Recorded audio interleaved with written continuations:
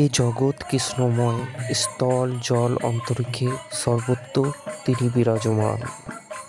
মহাপ্রভু শ্রী চৈতন্যদেবের বাণী দিয়ে দৃশ্যমে আজকে আমার নিবেদন ময়নাডাল মহাপ্রভু মন্দির, যেখানে শ্রী চৈতন্যদেবের পদধূলি পড়েছিল। নমস্কার বন্ধুরা, আবারও ফিরে এসেছি নতুন একটা আধ্যাত্মিক ভক্তিমূলক ভিডিও নিয়ে। আজ আমি চলেছি অনেক রহস্যে ঘেরা চৈতন্য মহাপ্রভুর ধামে। লালমাটির দেশ বীরভূমের খয়রাসুল ব্লকের ছোট্ট একটি গ্রাম ময়নাডাল সারা দেশের বৈষ্ণব সমাজে কীর্তনের গ্রাম নামে পরিচিত। এটি বিখ্যাত মিত্র ঠাকুর পরিবারের বাড়ি, যা চৈতন্য মহাপ্রভুর মন্দিরের চারপাশে কীর্তনের অনুশীলনের জন্য পরিচিত, যিনি প্রায় 500 বছর আগে বাংলায় বৈষ্ণব ধর্মের শুরু থেকে তাদের গৃহদেবতা ছিলেন। ময়নাডালের এই মহাপ্রভু ধামটি ব্রিটিশ লাইব্রেরির আর্কাইভের সাউন্ড রেকর্ডিংয়ের একটা সেট থেকে একটা লিঙ্ক ট্রেস করে এবং ডাচ পণ্ডিত আর্নল্ড বেক দ্বারা মোমের সিলিন্ডার তৈরি করা এই রেকর্ডিংয়ের স্থান হিসাবে ময়নাডালের নাম প্রথম জনসম্মুখে আসে এবং মিত্র ঠাকুরদের শিল্পী হিসাবে তাদেরকে পাওয়া যায়, যেমন হরিদাস মিত্র ঠাকুর, হলধর মিত্র ঠাকুর, অদ্বৈতচন্দ্র মিত্র ঠাকুর, নবগোপাল মিত্র ঠাকুর, গৌরগোপাল মিত্র ঠাকুর ও কালিয়াকান্ত মিত্র ঠাকুরের নাম পাওয়া গেছে।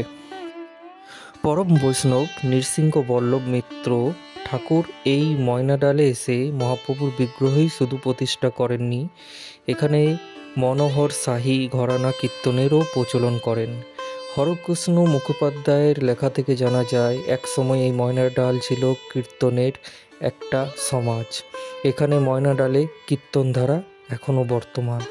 খয়রাসুল ব্লকের এই ময়নাডালে কথিত আছে, কাটোয়ার কেশব ভারতীর কাছে সন্ন্যাস গ্রহণের পর রাঢ় বঙ্গ বিচরণকালে এই গ্রামেই তাল তমালে তলে এক রাত বিশ্রাম করেছিলেন স্বয়ং চৈতন্যদেব। শ্রী চৈতন্য মহাপ্রভু তিনি ছিলেন ভারতবর্ষে আবির্ভূত এক বহু লোকপ্রিয় বৈষ্ণব সন্ন্যাসী ও ধর্মগুরু মহাপুরুষ এবং ষোড়শ শতাব্দীর বিশিষ্ট সমাজ সংস্কারক। তাকে শ্রী রাধাকৃষ্ণের যুগল প্রেমাবতার বলা হয়। তিনি বিশেষত পরম সত্তা রাধা ও কৃষ্ণের উপাসনা প্রচার করেন।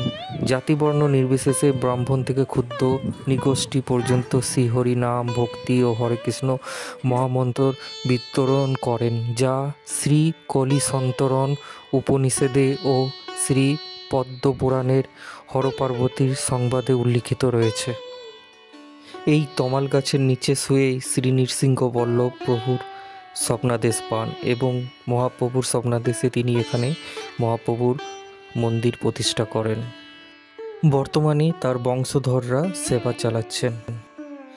টেরাকোটার আদলে তৈরি ময়নাডালের মহাপ্রভুর এই মন্দিরটি খুবই সুন্দর এবং এখানকার পরিবেশও খুব মনোরম এবং একটা আধ্যাত্মিক সুখও এখানে উপলব্ধি হয়। অলৌকিক রহস্যে ঘেরা এই ময়নাডালের মহাপ্রভুর মন্দির। যে ভাস্কর দ্বারা মহাপ্রভুর বিগ্রহ নির্মাণের আদেশ হয় তিনি ছিলেন দৃষ্টিহীন। মহাপ্রভুর কৃপায় তিনি দৃষ্টি ফিরে পেয়ে মহাপ্রভুর বিগ্রহ নির্মাণ করেন। সারা বছরেই এখানে মহাপ্রভুর অন্নভোগ হয় 16 সের চালের, সঙ্গে থাকে পঞ্চব্যঞ্জন, শেষ পাতে গুড়ের পায়েস। মন্দিরের চত্বরের পুরাতন তামাল গাছটি যেন শ্রীকৃষ্ণকে মনে করিয়ে দেয়।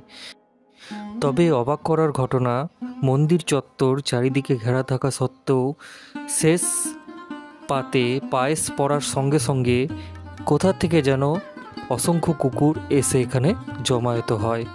এই রহস্য আজও অবধি মানুষের অজানা।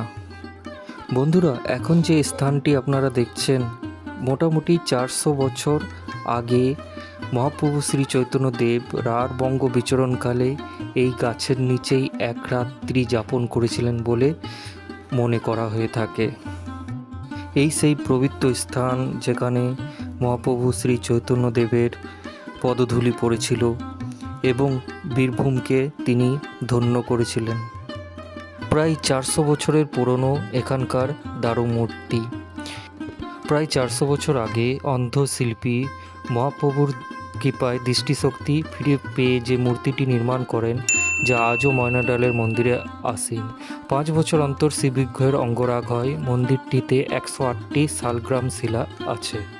জন্মাষ্টমীতে উৎসব মুখর হয়ে ওঠে এই ময়নাডাল।